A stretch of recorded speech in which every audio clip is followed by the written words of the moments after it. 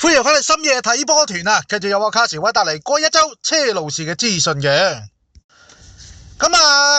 個歐洲賽季咧，終於都完咗啦。我哋都叫做一個幾唔錯嘅結局啦。都可以攞到終於都可以攞到呢個歐聯嘅席位。下季我哋重返去我哋應該要去嘅歐洲賽嘅位置嘅。只不過啦，球會咧就叫做球會嘅賽季叫完咗，但係咧其實我哋嘅球員咧都冇乜點停過嘅。因為啦，除咗嚟緊我哋會有呢個世冠盃之外咧，其實而家咧都仲有啲國際賽事嘅。特別係歐洲啦，因為呢個歐國聯啊，歐洲國家聯賽啱啱嗰個禮拜咧踢咗呢個總決賽。無論係呢個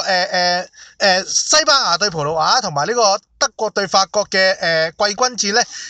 都有我哋車路士球員去為國征戰嘅。我哋會睇睇啦。同樣地啦，因為都係國際賽期啦，我哋嘅國家隊大會之一英格蘭咧，亦都有我哋嘅前教頭杜曹帶領嘅英格蘭咧，都有徵召我哋嘅球員去踢呢個國際賽期嘅。我哋等陣都會再睇睇嘅。仲有嘅就係當然係要叫做提點翻啦。因為上個禮拜都有講過啦，因為就住世冠盃嘅情況咧，其實咧英格蘭嗰方面咧，喺6月1至10號呢段時間咧，就特別開放一個小型嘅即係臨時嘅轉會窗，俾呢個有參與世冠盃嘅球會咧，註冊球員去踢呢個世冠盃嘅。我哋其實都有幾個球員咧，叫做已經係 confirm 咗，或者咧傳到似層層。今日都會講少少嘅。先講翻我哋近地嘅。英格蘭我哋嘅國家隊嘅大戶。杜曹今次咧點兵。徵召咗我哋嘅隊長列斯詹士啦，後衛高維啦，中場有呢個高爾爬馬啦，馬道基啦，仲有呢個細查啦，去踢呢個一個國際賽期嘅。啱啱過咗個週末咧，其實就已經係踢咗一場嘅友誼賽。對住呢個安多拉，算係小試牛刀咁樣啦，輕輸腳頭地咧1-0叫贏咗呢個安多拉嘅。呢場波就我哋嘅隊長利斯詹士啦、高爾爬馬啦同馬道基正選上陣嘅。後備席就有呢個高維同埋呢個細查。只不過啦，兩位咧都係坐足全場嘅。作為一個啱啱叫做接手咗英格蘭冇耐嘅杜曹咧，都其實係趁住呢段時間都係不斷咁嘗試下各種唔同嘅人腳嘅配搭。作為其中一個最大嘅英格蘭嘅國家隊嘅人腳嘅球會之一啦，我哋車路士都有唔少嘅球員都嚟緊都會有機會受到呢個杜曹嘅徵召嘅。只不過啦，英格蘭都係喺呢個國際賽期都係踢下啲友誼波嘅啫。但係啦，另一方面啦，西班牙、葡萄牙同埋呢個法國就會喺呢個啱啱過去呢個國際賽期咧，踢呢個歐洲國家聯賽嘅。而且已經踢到去最後階段嘅。法國就同呢個德國踢呢個季軍賽啦。西班牙同葡萄牙踢呢個總決賽嘅。呢個歐國聯先係上個禮拜嘅週中咧，呢個德國對住呢個葡萄牙，西班牙對法國嘅。最後咧去到呢個週末嗰段時間啦，去到呢個最後嘅一場賽事，德國就同呢個法國爭呢個第3名啦，最後係法國贏咗嘅。葡萄牙同埋呢個西班牙咧，爭奪呢個歐國聯啦，今季歐國聯嘅冠軍。最後咧葡萄牙贏咗嘅。其實啦，我哋除咗德國之外咧，我哋其他3隊啦，西班牙、葡萄牙、法國都有我哋嘅車路士球員嘅身影嘅。譬如話法國啦，雖然咧就只係呢個古斯圖徵召咗入伍。之不過啦，法國隊今屆嘅賽事咧其中一個比較多人注意嘅，其實就係咧佢哋嘅守門員啊，米治蘭啊，咁啊之前咧就 AC 米蘭就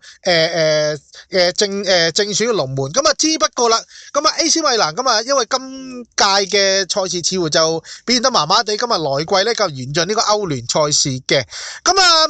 咁啱得咁巧啦，咁我哋其實一路都講咗幾個禮拜嘅，就係我哋都一路揾緊一個更加之穩陣嘅龍門，咁啊近期啊比較上傳得多嘅就係我哋對呢個AC 米蘭嘅門將米治蘭似乎有啲興趣，咁啊一來啦佢只係得翻1年嘅約喺 AC 嘅啫，二來啦咁啊佢亦都表達咗離隊嘅意願嘅，咁啊因為 AC 米蘭就冇咗呢個歐聯車，咁啊相反啦我哋嚟緊就有歐聯嘅，咁啊所以咧咁啊外媒就報道，咁啊似乎我哋就趁住喺呢個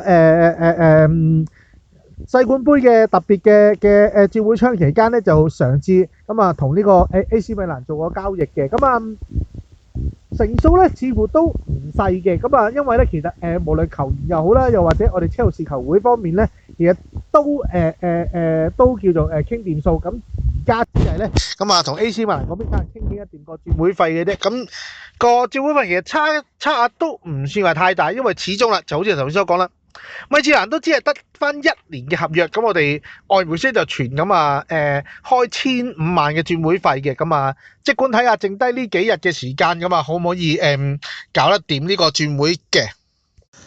咁啊，至於總決賽就犀利啦，咁啊，西班牙對葡萄牙，咁啊，西班牙有我哋嘅左閘啊，古古里拉啦，咁啊，經過咗一季嘅全季嘅高水平嘅表現咧，咁啊。都叫做幾令人喜出望外嘅，咁啊，只不過啦，咁啊，去到國家隊咧，咁啊，只係得佢一個叫做一個嘅車路士嘅球員啫。隔離佢嘅對手啊，咁啊，葡萄牙就多啦，咁啊，除咗帕杜尼圖啦，咁啊，仲有呢個借咗佢呢個祖雲達斯嘅維加啦，咁啊，亦都係借咗佢呢個 AC 米蘭嘅祖奧菲利斯啦，咁啊。咁啊喺準決賽啊，咁啊西班牙對葡萄牙嘅賽事，咁啊帕杜尼圖啊正選上陣嘅，咁啊維加咧亦都喺後備70幾分鐘上嚟換入嚟嘅，咁啊賽果就都幾令人熱血沸騰嘅，咁啊葡萄牙西班牙咁啊踢成2-2，咁啊憑住互射12碼，咁啊葡萄牙就贏咗今屆嘅歐國聯嘅賽事噶嘛，又再一次見到大哥斯朗拿度捧起呢個獎杯嘅，咁啊基本上成場個表現咁啊大家都係高水平啦，咁尤其是啦，咁啊帕杜尼圖啦，咁經過咗成季嘅征戰之後咧。今場其實都叫做保持到個唔錯嘅水準嘅，咁啊雖然咧就冇入到波咁啊，但係啦咁啊都叫做keep 到個狀態嘅。咁同樣啦，列拿度維加咁啊，其實今季下半季借咗過去呢個祖雲達斯之後咧，其實咧表現咧亦都備受賞識嘅。咁啊之不過啦，咁啊祖雲達斯咁啊冇錢叫簽佢過去嘅啫。咁而佢究竟翻到去我哋車路士之後，會唔會留得低咧？咁啊，又或者係會唔會再次轉會去其他地方咧？咁啊，暫時都未知，因為馬利斯加都有講過嘅，就話其實所有嘅球員佢都會召翻嚟。咁啊喺呢個世冠盃呢個時間咧，咁啊叫做一來咧就叫做當係一個季前熱身賽咁啦。咁啊二來咧亦都係當係一個表演賽咁啦，因為畢竟彩金呢個賽金都真係幾和味嘅，咁啊。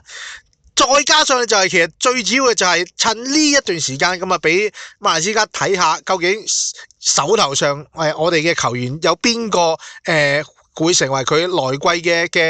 嘅福稿啦，究竟邊幾個可以留得低，邊幾個會留低，但係可能要外借出去吸收多啲經驗或者多啲時間比賽，又或者邊啲咁啊叫做賣出去咁啊，當係呢個收翻啲轉會費咁樣嘅，咁啊，所以啦，其實呢幾位球員咁啊，譬如尤其是喺呢個維加啦，同埋今場都係坐冷板嘅祖奧菲利斯咧，咁啊，似乎啦，咁啊，都仲需要加把勁，又或者睇下嚟緊嘅世冠盃咁嘅賽事，咁啊，會唔會有機會咁啊叫做表演翻啲身價出嚟，希望下有機會留隊或者離隊沙頭嘅。咁啊，頭先都有講過啦，咁啊，因為呢個世冠盃嘅關係咧，咁其實英格蘭咧就開咗一個特別嘅夏季轉會窗咁啊，1號到10號咁啊，俾參加世冠盃嘅球會咧，咁啊先行簽入球員咁啊註冊咗，咁啊可以打呢個世冠盃嘅。咁啊，關於我哋嘅球員嘅情況咧，咁啊都幾多嘅。咁啊，上個禮拜都講過啦，咁啊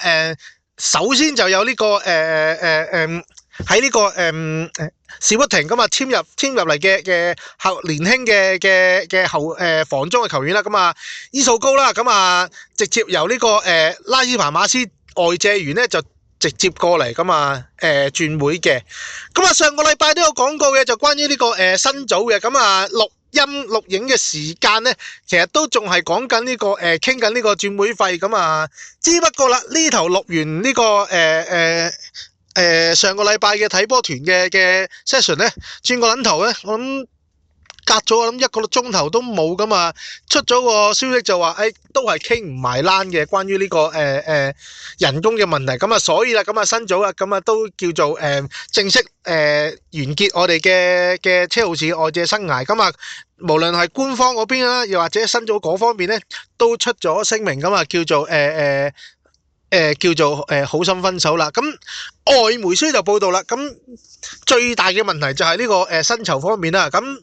有傳聞就話咧，新組要求咧有超過25萬磅以上嘅周薪嘅，咁呢個周薪咧就好明顯地就同我哋而家嘅薪酬嘅架構咧非常之唔啱碼啦。咁即使我哋最貴嘅，即係如果以計常規一隊嘅正選人腳嚟計，我哋最貴嘅球員都係我哋嘅隊長利斯占士25萬磅嘅周薪嘅。咁如果一個新組咁啊過去呢一季咁，其實都唔算話一個好絕對嘅主力啦，主要都係踢呢個後備，就大要要求超過25萬磅，甚至有外媒消息就話要成30萬磅周薪咧，咁啊真係實在太過揦嚟啦，咁啊所以傾唔埋欄，其實都係正常嘅，咁冇辦法啦。咁雖然新組嘅表現就浮浮沉沉咁，但係啦佢臨最後階段咁啊一腳就將我哋嘅議會杯咁啊叫做叫攞到手，咁啊都叫做最後嘅一個亮麗嘅結局啦。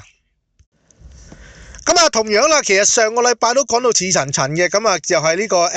葉少域治嘅戴立啊，咁啊都講到差唔多上個禮拜錄影嘅時間，其實都差唔多叫做傾得埋欄，咁只係爭官宣嘅啫。咁啊果然啦，咁啊過咗第2日啦，咁啊正式出咗呢個官宣啦，咁啊戴立就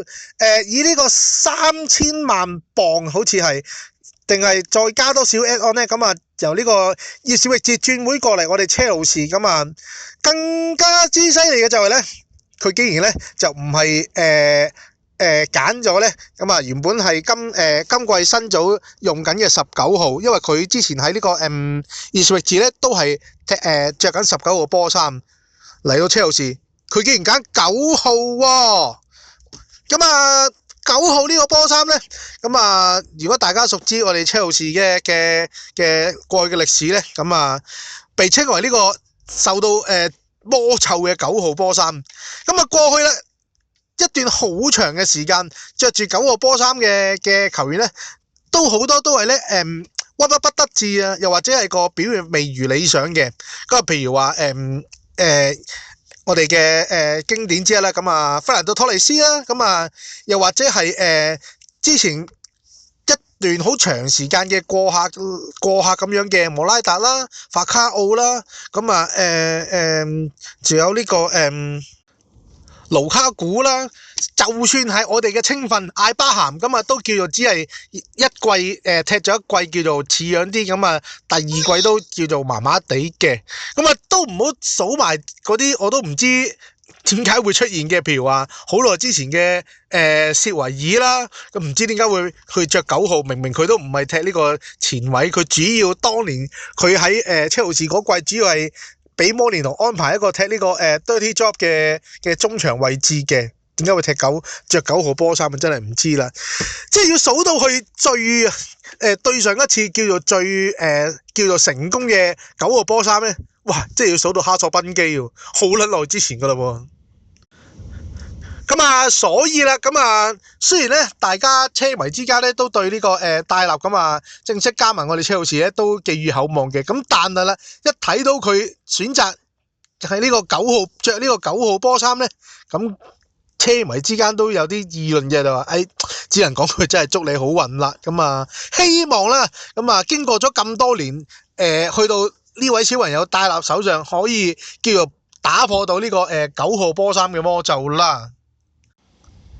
咁啊，同樣地，啱啱最新嘅消息咧，都幾令人車迷咧之間咧就叫做幾令人拗頭嘅。咁啊，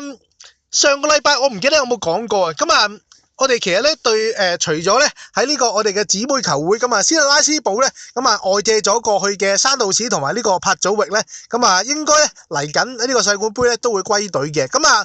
但係啦，咁啊頭先都有講過啦，咁因為我哋對呢個山齊士今季嘅表現咧，其實都幾麻麻地嘅。咁麥斯卡亦都有提出過咁嘅問題，所以啦就頭先有講過啦，我哋會對法國嘅同埋呢個 AC 米蘭嘅門將咁啊米治蘭咧咁啊提出呢個報價嘅。咁啊另一方面啦，咁如果係咁嘅話，咁就意味住咧咁。今季外借咗過去呢個斯特拉斯堡嘅柏祖域咧，咁可能咧就會再一次留喺呢個斯特拉斯堡，又或者可能再會價錢啱嘅，甚至會賣出去嘅。咁啊呢樣就唔知嘅。咁但係啦，咁我哋咧同樣啦，反正都係姊妹球會，咁啊既然喺度周圍揾，不如揾一個近地熟悉啲嘅。咁啊啱啱錄音嘅時間咁啊，星期一嘅下晝，咁啊啱啱先至官宣嘅啫。咁我哋車路士球會咧，咁啊正式官宣咗喺呢個斯特拉斯堡咁啊簽入咗呢個20歲嘅法國後衛馬馬杜沙亞，又叫沙亞。如果大家都仲記得，我哋曾經都簽過一個後衛馬寧沙亞。咁馬寧沙亞呢個表現咧就似乎咧都真係幾未如理想嘅，未如理想到咧我哋對上一季嘅教頭啊肥普咁啊有曾經有一次喺呢個賽前嘅賽後記者會，有記者問佢馬寧沙亞嘅狀況，佢嘅答案就係邊撚過嚟㗎？未聽過嘅。咁啊呢一位嘅年輕嘅法國後衛咁啊馬馬杜沙亞咧，咁啊今季咧似乎都喺呢個斯特拉斯堡咧個表現咧都算係唔錯，咁啊亦都入選咗呢個法國嘅U20嘅代表隊嘅。咁啊睇落咧就其實同沙亞即係我哋過去嗰位馬寧沙亞個位置咧就差唔多，都係打呢個中堅位置。咁啊但係啦，咁啊之前馬寧沙亞我哋都唔知簽翻嚟係做乜鳩嘢嘅，又冇乜點留意過佢嘅過去嘅狀況。咁啊簽翻嚟亦都喺我哋車路士球會都唔知做過啲乜嘢，做過啲乜嘢嚟嘅，大部分時間都係坐喺後備席啦，咁啊偶然出嚟叫做可能派下膠啊，咁啊外借咗出去又唔知有啲咩好表現啊，到最後咧拖拖拉拉，今季終於都叫做叫做可以離開球會，咁啊唔知去咗邊度啦。轉個撚頭又簽第二個沙亞翻嚟，咁啊只不過啦，咁啊呢一個沙亞啦，咁啊喺呢個斯特拉斯堡嘅表現，咁啊成季都俾我哋嘅球探同埋斯特拉斯堡嗰邊嘅姊妹球會嘅職員睇住，咁啊似乎啦，咁啊叫做好似咁啊俾呢個過之前嗰個馬寧沙亞咧，咁啊佢似乎個表現似乎應該好少少噶嘛，咁啊即管睇下嚟緊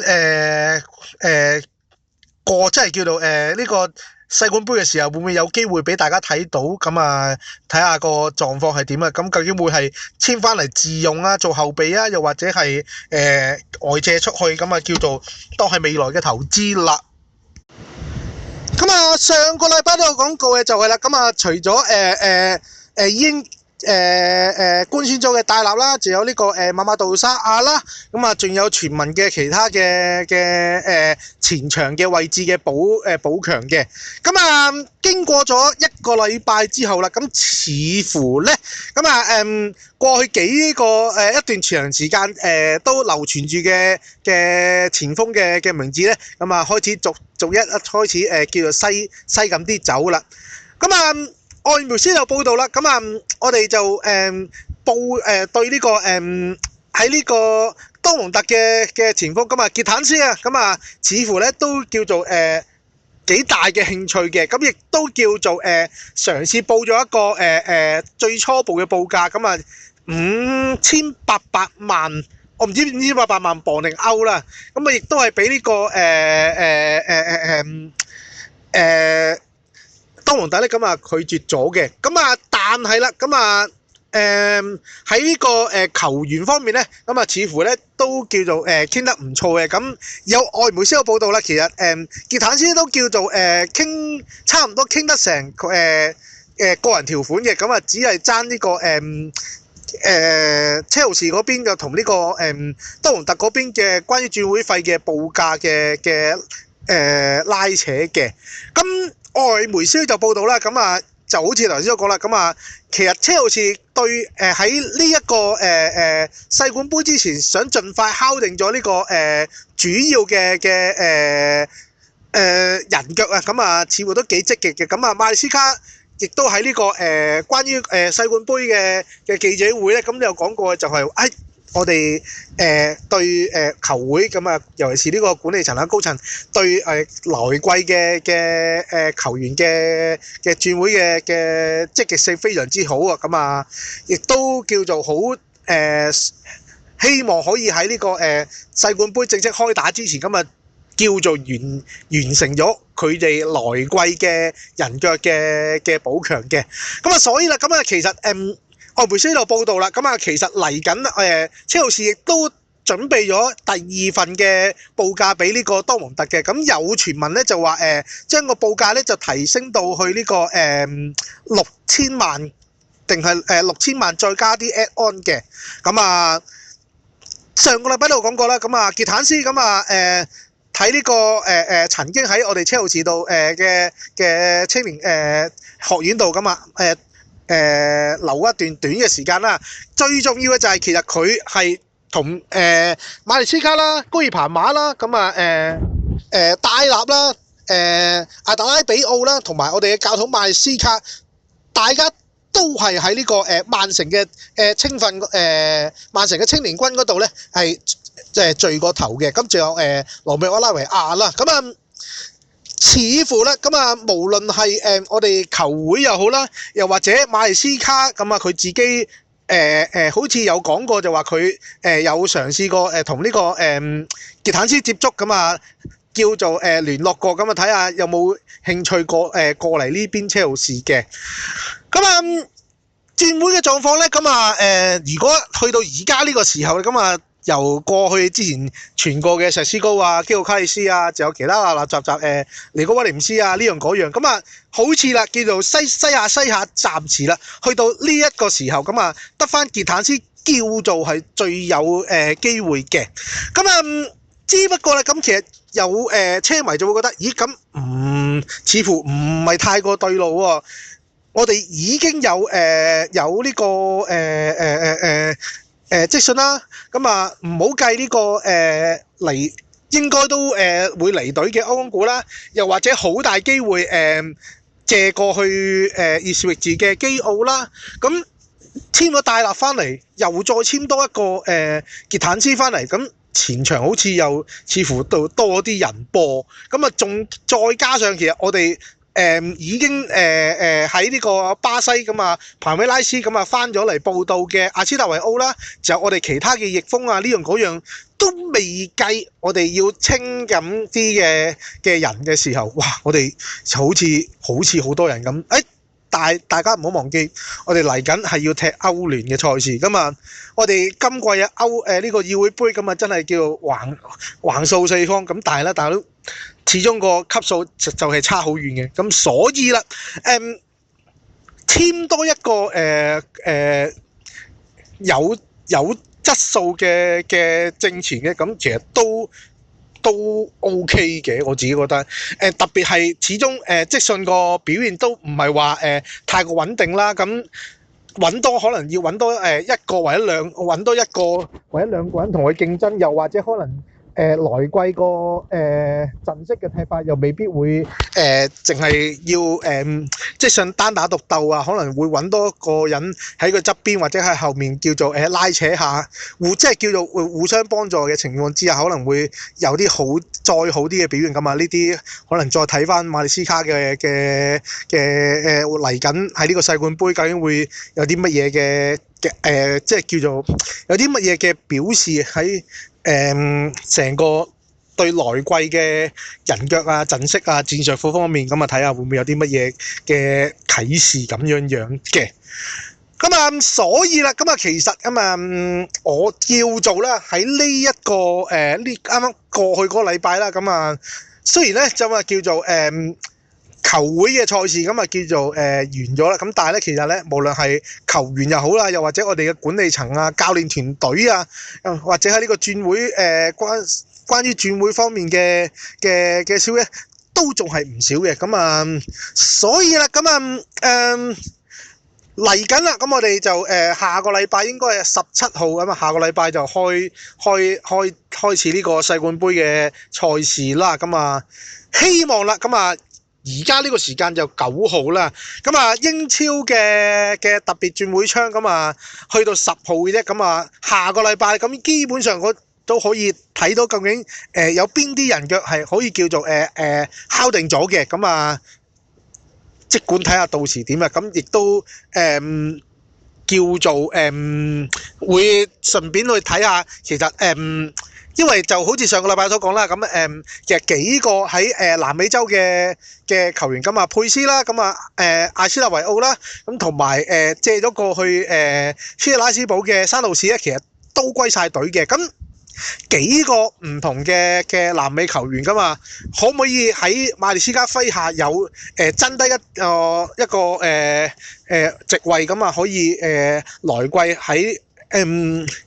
英超嘅賽場或者喺呢個歐聯賽場披上我哋車路士嘅戰衣咧，咁啊可能都仲要等埋呢個世冠盃噶嘛嘅表現噶嘛，即管睇下如何啦。咁啊，今個禮拜就講住咁多先啦，短短地半個鐘頭噶嘛。關於全季嘅總結咁啊，再俾多少時間等我執翻啲，即係去執齊啲資料啊，剩嗰啲我先再研究嘅。好，我哋下個星期再見，拜拜。